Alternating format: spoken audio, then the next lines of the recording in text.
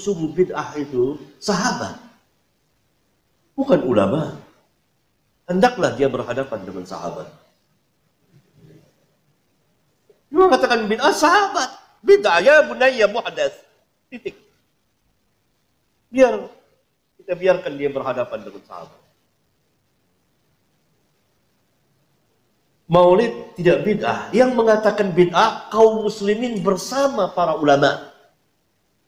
Kita biarkan lagi dia berhadapan dengan para ulama. Kalau ada yang mengatakan bid'ah, maka dia bid'ah dari ujung kaki sampai ujung rambut. Kelihatannya emosi.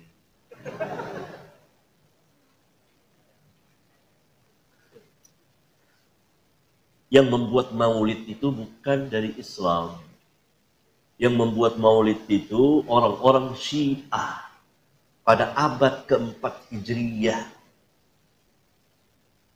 Syiah Fatimiyah di Mesir. Itu ittifaq ulama. Mau dicari kemana saja sejarahnya akan ketemu itu. Tidak ada dalam Islam.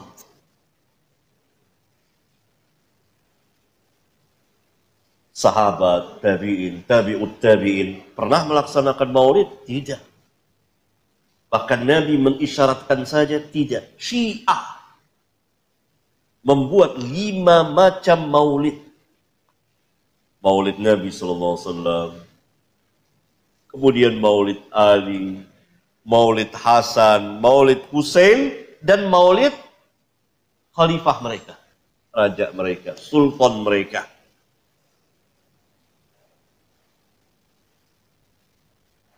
Kemudian pada abad ke-6 Hijriyah, pemerintahan Sultan Salahuddin Al-Ayyubi menghapus subuh itu ada dalilnya. Kunut subuh itu ada dalilnya. Kunut subuh terus menerus ada dalilnya. Hadisnya dhaif. Dhaif itu artinya apa? Lemah. Lemah itu boleh dipakai atau tidak? Nggak boleh dipakai. Ingat tuh, hadisnya ada dhaif. Kalau dhaif nggak boleh dipakai. Bahkan ada sahabat bertanya, seorang anaknya dari sahabat bertanya, wahai ayahku, engkau pernah sholat di belakang belakang Rasulullah SAW, Abu Bakar, Umar, Uthman, Ali, radhiyallahu anhum. Apakah mereka kunut subuh? Dijawab oleh bapaknya, ai bunayya muhdatsun, wahai anakku, kunut subuh itu muhdath. Apa makna muhdath? Beda. Bahkan lebih tegas lagi di Sunan Nasai dijelaskan, ai bunayya bid'atun, wahai anakku, kunut subuh itu bid'ah. Kalau bid'ah nggak boleh kita ikut. Karena kalau kita sholat di belakangnya orang yang kunut subuh, ya kita memperbanyak baca pujian kepada Allah. Bisa kita baca Rabbana lakal hamdu terus kita ulang-ulang sampai 10 kali nggak ada masalah. Bahkan Nabi pernah membaca li rabbil hamdu li rabbil hamdu li rabbil hamdu li rabbil hamdu terus sebanyak-banyaknya. Bab saat itulah saat memuji kepada Allah. Mereka kunut, biarkan mereka kunut. Kita baca pujian kepada Allah. Jangan ikut kunutnya dia. Tapi kalau dia sujud, wajib ikut. Karena kita bermakmum dengan imam. Nggak boleh kita menyalahi imam. Tapi ketika dia berbuat beda, nggak boleh kita ikut bedanya. Jelas? Jadi ini udah masalahnya sudah jelas. Jangan nanti dibilang lagi, ini kan masalah khilafiyah. Masalah ijtihadiyah. Kalau beda, nggak ada ijtihadiyah. Udah beda ya beda. Nanti dibawa lagi hadis yang gak ada asalnya. Ikhtilafu ummati rahmatun. Ikhtilaf umatku rahmat. Kalau gitu kita balik. Bersatunya umatku adalah azab. Gak terima dia. Karena ini memang gak ada asalnya hadis ini. Ikhtilaf, gak ada asalnya. Gak ada dari Nabi, gak ada dari sahabat. Gak ada asalnya sama sekali. Makanya ketika orang akan menyampaikan masalah ijtihad atau bukan, dia lihat dulu keterangan para ulama, baca hadisnya. Yang disampaikan kepada umatnya ijtihadiyah, udah jelas itu beda, aku udah bilang ijtihadiyah. Nanti semua orang bilang, saya melakukan beda ijtihadiyah. Yang buka siapa? Yang buka pertama kali, ya ustadz juga ini. Banyak persoalan-persoalan tentang kunut. Kunut itu bid'ah katanya, Ustadz. Begini. Anda boleh punya pendapat, tapi Anda jangan lupa ada ragam pendapat dari para ulama. Maaf ibu bapak sekalian, keterangan hadis kunut itu bid'ah terdapat di hadis ada An-Nasai, ada juga di Al-Bukhari. Turunkan semua hadisnya. Tahukah Anda periwayat hadisnya itu juga kunut? Imam An-Nasai mazhabnya Syafi'i, beliau kunut. Imam Al-Bukhari mazhabnya Syafi'i, beliau kunut. Saking objektifnya, beliau riwayatkan tentang sahabat yang tidak kunut. Kenapa beliau tidak kunut? Karena dalam hidupnya tidak pernah melihat Nabi kunut. Sahabat ini, tapi kan yang lain banyak sahabat juga. Di ketika Nabi berjalan, tidak semua sahabat ikut. Nabi ke Badar, sebagian sahabat ikut. Nabi ke Uhud, sebagian sahabat ikut. Tidak setiap tempat sahabat ikut semua. Saya mau ke Uhud ya, semua Madinah ikut ke Uhud. Madinah kosong. Saya ke Badar ya, saya ke Taif ya. Apa semua ikut? Tidak, semua menyebar. Makanya ketika Nabi perjalanan, sebagian sahabat ikut. Nah, ada seseorang yang ketika berada di belakang Nabi, setiap dia sholat di belakang Nabi, dalam keadaan subuh, Nabi tidak kunut. Sedangkan sifat sahabat itu mengamalkan apa yang dilihat. Jadi yang dia lihat itu yang diamalkan. Misal, Wa'il bin Hujur, sholat di belakang Nabi, Nabi turun pakai lutut. Abu Hurairah sholat di belakang Nabi, Nabi turun sujud pakai telapak tangan. Walaupun keduanya tahu riwayat itu, tapi mohon maaf, mereka mengamalkan apa yang dilihat. Wa'il pakai lutut, Abu Hurairah pakai telapak tangan. Dua-duanya benar, yang salah yang pakai kepala duluan. Belum apa-apa sudah ramai kepalanya. Ini bid'ah, ini salah, ini. Itu muka Anda dari ujung kepala sampai ujung kaki bid'ah itu. Kenapa? Karena Anda tidak belajar hadis dengan ilmunya. Ini yang tidak kunut di belakang Nabi karena dia sholat di belakang Nabi. Nabi nggak kunut. Tapi ada sebagian sahabat sholat di belakang Nabi. Nabi pernah kunut. Ada Abdullah bin Umar. Nabi mengajarkan kunut pada Al-Hasan cucunya. Dari situ disimpulkan oleh ulama. Apa kesimpulannya? Yang mau kunut silahkan. Maka Imam Malik kunut. Kunutnya sebelum ruku disirkan. Imam Malik itu Masya Allah.